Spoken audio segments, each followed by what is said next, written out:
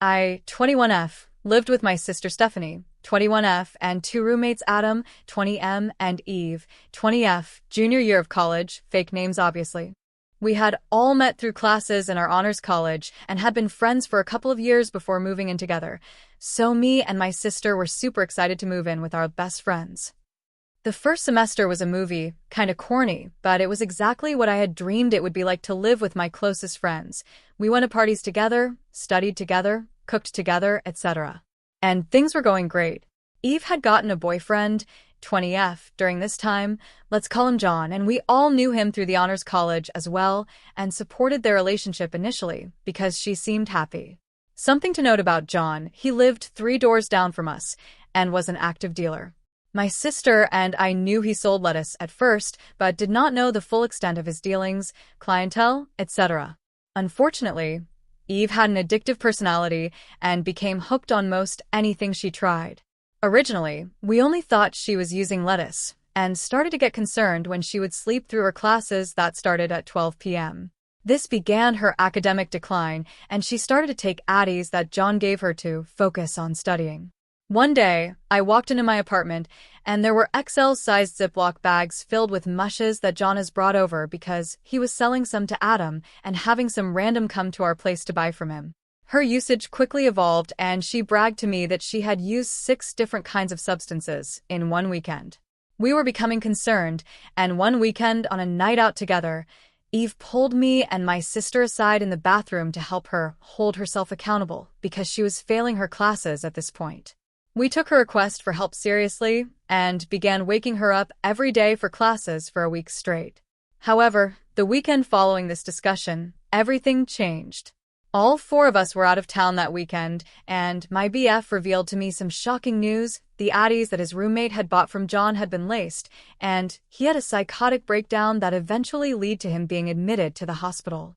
He said he could see angels and demons and carried a knife around his house, as voices told him to unalive his other roommates. After hearing this, I immediately reached out to Eve and contacted my other roommates as well, to tell John about what had happened and that he needed to stop selling this laced product. Rather than agree with me like I had expected, she tried to gaslight me into saying that it wasn't laced and that I was spreading misinformation about what was happening. I was pretty upset and confused why she had reacted this way because people were getting hurt. I later learned that 3 people in total ended up being sent to the hospital, and she just maintained that I was a liar, despite confirmation from a hospital that he had ingested high levels of something that rhymes with breath. This led to some passive-aggressive texts until we finally agreed we should talk this out in person with all 4 roommates. So, Sunday night when everyone was back in town, we all gathered in Adam's room to talk about the situation. Eve was the last to come into the room, despite her room being across the hall from Adam's, and she sat in a beanbag, crossing her arms with an angry expression on her face. I led the discussion, with verbal support from both my sister and Adam, that we were uncomfortable with John dealing from our apartment and being inside our home considering the circumstances. The lacing, and he lives 3 doors down, why not do it at his own place? It was around lease renewal time, and I stated that if she was to continue seeing John, I would not be comfortable living with her during the upcoming school year. Eve said 10 words max the entire conversation, and I could tell she was livid. Her face was turning red and her jaw was clenched, but she wouldn't say anything no matter how hard we tried to get her to just say something. After confirming twice that she didn't have anything to say, I left to go to a campus club meeting. While on my way, Eve called me to talk and began to ask questions on the phone, and I answered as honestly as I could because we were best friends and I didn't think our friendship had to end because of this. Looking back, I just laugh ha. When I got home that night, my sister told me Eve had gotten angrier and angrier after I left, yelling about how I didn't care about her and directed all of her anger at me, even though all other roommates echoed my thoughts. Shoot the messenger, I guess. I was pretty upset hearing that and began to cry, so both my sister and BF advised me to sleep on the situation so things would calm down and we could talk things through with less emotion the following day. I went to class that day like normal and passed Eve in the hallway of our apartment as I was coming home. She turned her head away from me and gave me the silent treatment, so I just kind of chuckled because I thought I knew how this was going to go. Well, much to my surprise, There was a 3-page front and back handwritten letter taped to my door when I got back, and it was way worse than anything I could have imagined. She began the letter by laying out my actions against her and how they made her feel, explaining that I am the worst friend she has ever had and she regrets ever trusting me. As the letter went on, it just became nastier and nastier until the final paragraph, which was written in rushed handwriting, said how she had stayed up all night writing the letter, and she didn't care about my anxiety, and I am a selfish person who only cares about myself. After reading the letter, I was heartbroken like I had never been before.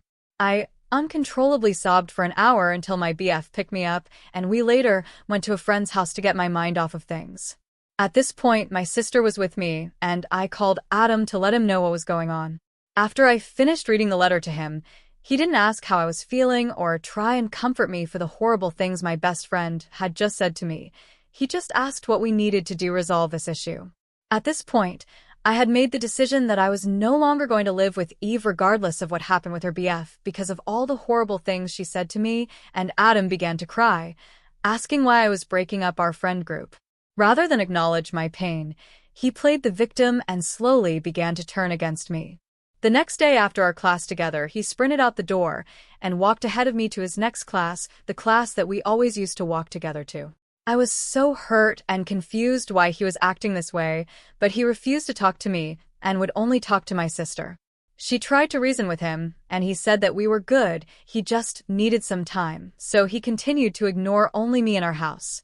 Spring break was 1 week away, and we were all supposed to go to the beach together, but since things were rocky, my sister texted Adam and asked if we were still good to go.